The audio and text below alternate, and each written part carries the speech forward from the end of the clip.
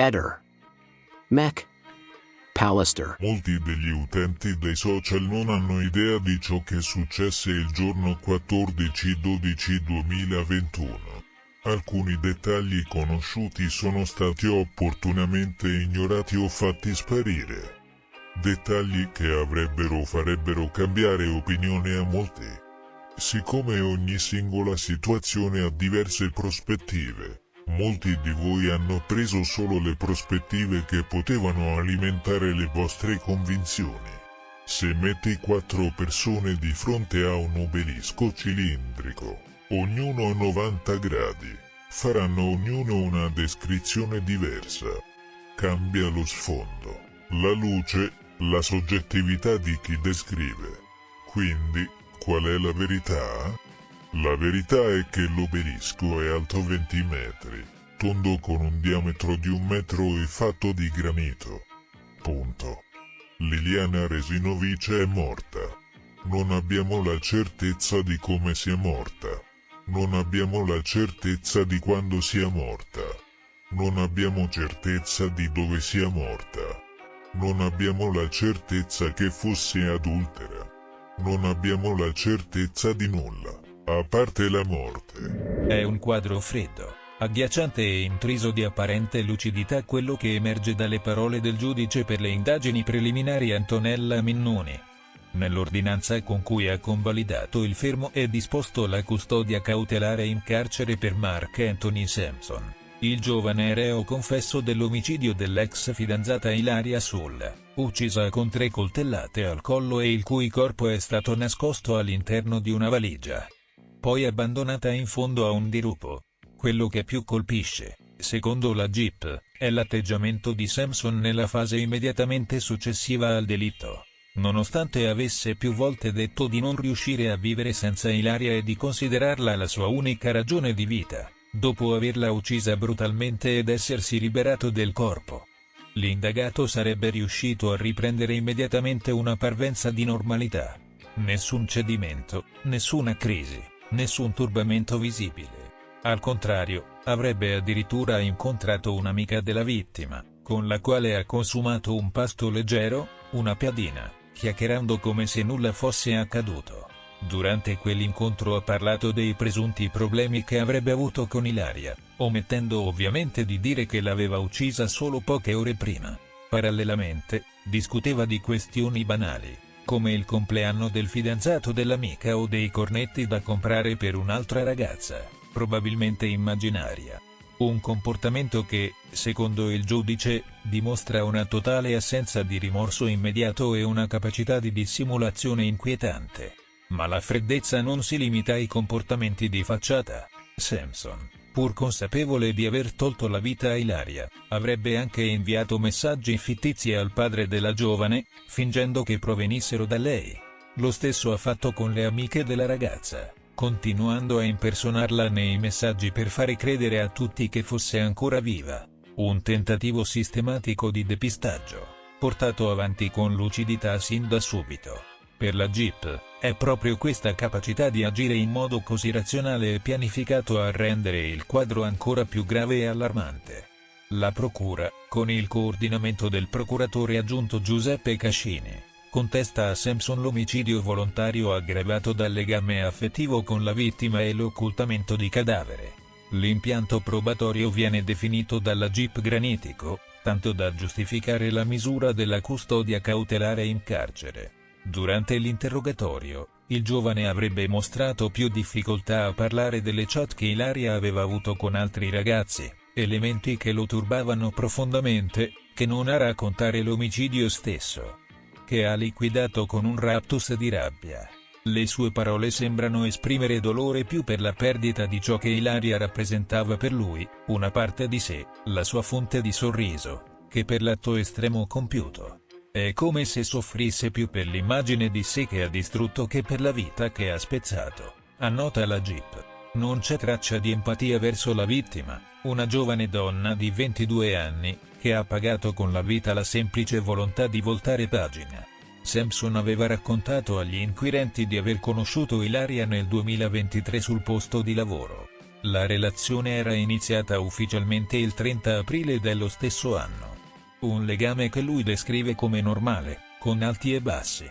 Tuttavia, il punto di rottura sarebbe arrivato quando Ilaria, 2 o 3 mesi prima dell'omicidio, gli ha chiesto di poter vedere i voti dei suoi esami universitari. Per Sampson, quello era un tasto dolente. Da sempre aveva vissuto l'ambito scolastico e i risultati accademici con un forte senso di ansia da prestazione, legato soprattutto al giudizio dei genitori. La richiesta della ragazza l'ha vissuta come una minaccia alla propria autostima. A suo dire, Ilaria gli avrebbe dato un ultimatum: se non glieli avesse mostrati, lo avrebbe lasciato.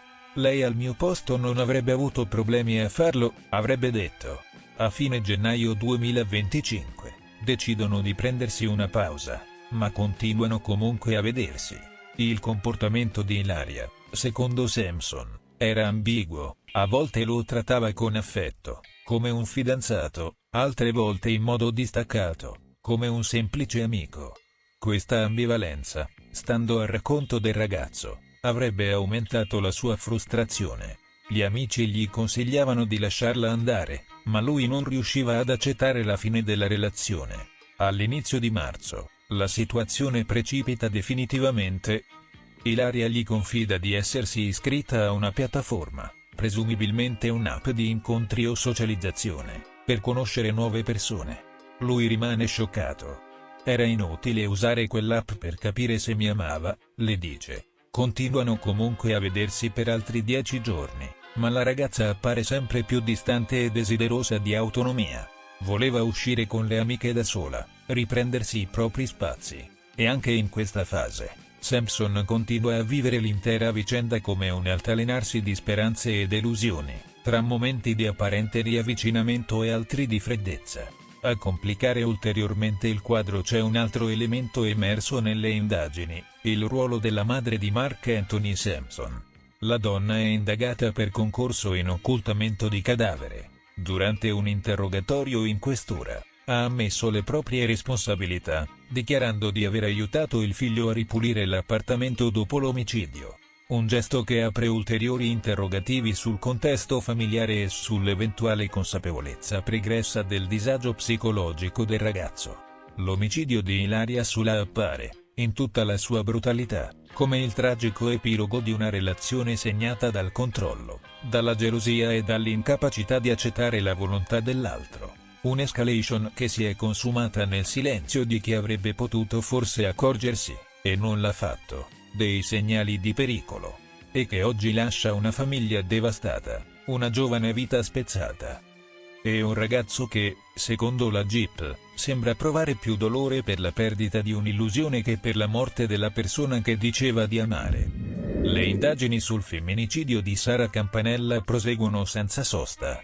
Mentre emergono nuovi dettagli inquietanti che potrebbero aggiungere ulteriori livelli di complessità alla già drammatica vicenda, la giovane studentessa universitaria, appena 22 anni, è stata brutalmente uccisa a coltellate lo scorso 31 marzo da Stefano Argentino, suo coetaneo e collega di corso all'università.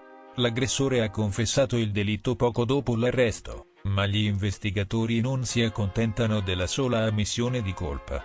Vogliono capire se dietro a quel gesto estremo si celasse una premeditazione più profonda e disturbante. Un dettaglio sospetto: la scelta del 31 marzo. Secondo quanto riportato dalla Repubblica, la procura di Messina sta analizzando in queste ore un elemento che potrebbe rivelarsi cruciale nell'inchiesta: il telefono cellulare di Stefano Argentino. Gli inquirenti sospettano che il ragazzo non abbia agito d'impulso, ma che abbia scelto deliberatamente quella data per colpire. Il 31 marzo, infatti, non è una data qualunque. Coincide con l'anniversario del femminicidio di Lorena 40, la studentessa siciliana uccisa a Furcisicolo nel 2020 dal fidanzato. Un crimine che aveva scosso l'opinione pubblica e acceso i riflettori su una delle piaghe più gravi della società italiana, la violenza di genere. Sebbene al momento si tratti solo di un'ipotesi investigativa, le coincidenze temporali non vengono considerate casuali. Gli investigatori vogliono accertare se Argentino avesse una qualche consapevolezza di quell'anniversario e se l'avesse in qualche modo interiorizzato. fino a trasformarlo in un macabro riferimento. Gli accertamenti in corso sul suo smartphone serviranno a chiarire se nei giorni precedenti l'omicidio abbia effettuato ricerche sul caso di Lorena 40. O se abbia interagito con contenuti in rete collegati al tema dei femminicidi. Premeditazione o gesto isolato? Comprendere se la data del delitto sia stata scelta appositamente o se si tratti solo di una tragica coincidenza è fondamentale per delineare il profilo psicologico dell'assassino. Una decisione lucida e simbolica, infatti, aggraverebbe ulteriormente la posizione dell'indagato e darebbe un connotato ideologico al delitto, al di là del contesto personale e relazionale. Al contrario, se il gesto dovesse risultare frutto di un impulso improvviso, allora si dovrebbe parlare di un'esplosione di violenza individuale e non strutturata. Ma le modalità dell'aggressione, l'uso di un coltello, la reiterazione dei colpi, la scelta di un luogo isolato, lasciano aperti molti interrogativi. Il dolore di una comunità. Mentre gli inquirenti lavorano a ricostruire nel dettaglio le ore precedenti all'omicidio e scavano nella vita del giovane arrestato, la comunità di Misilmeri, il paese d'origine di Sara Campanella, ha dato ieri il suo ultimo addio alla giovane. Un silenzio composto, rotto soltanto da un lungo applauso che ha accompagnato il feretro all'ingresso e all'uscita dalla chiesa. Ad accoglierlo, palloncini bianchi e le note delicate dei Coldplay, una delle band preferite di Sara. Tanti giovani presenti, amici, compagni di scuola e università, stretti in un dolore collettivo difficile da metabolizzare. Il profilo di Stefano Argentino. Nel frattempo, Stefano Argentino è detenuto in carcere da 6 giorni. Gli investigatori stanno cercando di ricostruire il suo stato mentale, i suoi comportamenti recenti e la natura del rapporto con la vittima. I due si conoscevano, condividevano le stesse lezioni e lo stesso ambiente universitario. Non è ancora chiaro se tra loro ci fosse una relazione, un'amicizia o un rifiuto da parte di Sara che Argentino non avrebbe accettato. Saranno le testimonianze degli amici, dei docenti e dei familiari a far luce su questo aspetto. La memoria di Sara e il peso della giustizia. Quella di Sara è l'ennesima giovane vita spezzata in un contesto che, ancora una volta, si rivela tragicamente familiare. Un contesto in cui la violenza maschile si abbatte contro le donne spesso per motivi legati al possesso, al controllo, al rifiuto. Un contesto in cui l'educazione affettiva, il rispetto dell'altro e la gestione delle emozioni sembrano ancora lontani dall'essere valori interiorizzati in modo profondo. Mentre la giustizia seguirà il suo corso, il nome di Sara Campanella si aggiunge a una lista che continua ad allungarsi, in attesa di un reale cambiamento culturale. E a Misilmeri, in quell'ultimo applauso e in quei palloncini bianchi, resta il dolore di una comunità e la memoria di una giovane donna che aveva tutta la vita davanti. Tra le 4 e le 5 coltellate. È questo il numero di fendenti che hanno tolto la vita a Simeon Penek, 46 anni, ucciso dal figlio 19enne Bojan nel cuore della notte.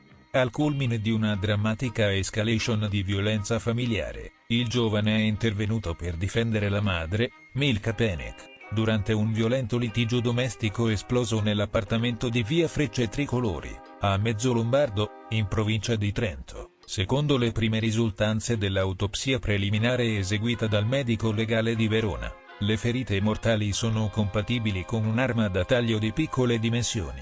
Un coltellino a serramanico, rinvenuto sulla scena. Per ottenere un quadro completo sull'esame autoptico ci vorranno ancora circa 2 mesi.